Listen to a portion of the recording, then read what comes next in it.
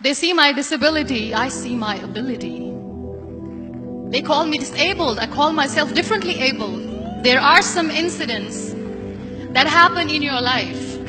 Those incidents break you, deform you, but they mold you into the best version of you. And the same thing happened to me. I was 18 years old when I got married. My father wanted me to get married. And all I said was, if that makes you happy, I'll say yes. And of course, it was never a happy marriage. Just about after 2 years of getting married, I met a car accident. Somehow my husband fell asleep and the car fell in the ditch. He managed to jump out, saved himself. I'm happy for him. But I stayed inside the car and I sustained a lot of injuries. The list is a bit long, don't get scared.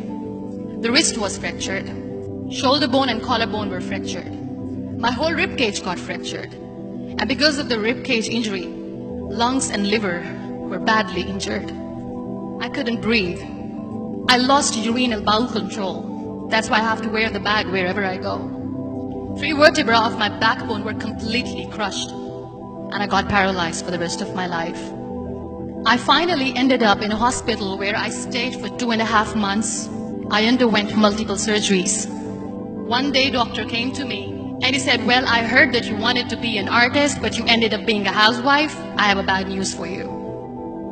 You won't be able to paint again because your wrist and your arm are so deformed, you won't be able to hold a pen again. Next day, doctor came to me and said, your spine injury is so bad, you won't be able to walk again.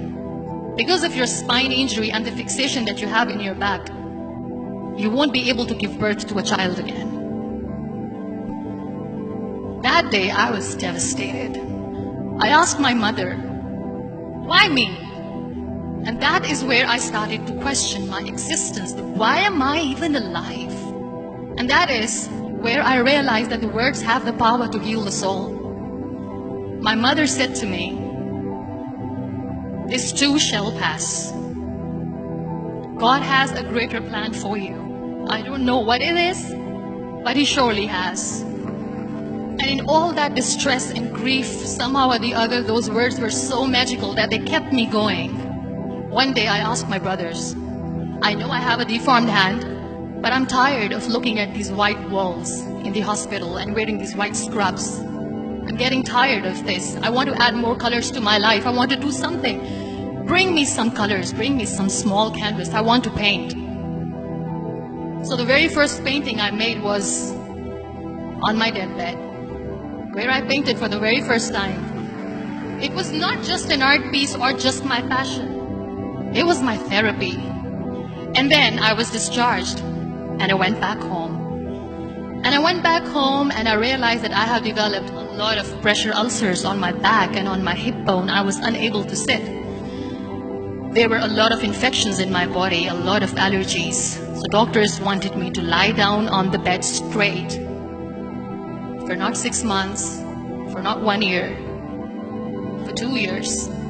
I was bedridden, confined in that one room, looking outside the window, listening to the birds chirping, and thinking maybe there will be a time when we'll be going out with the family and enjoying the nature. That was the time where I realized how lucky people are. That is the time where I realized that the day I'm going to sit, I'm going to share this pain with everyone to make them realize how blessed they are, and they don't even consider them lucky. That day I decided that I'm going to fight my fears. We all have fears.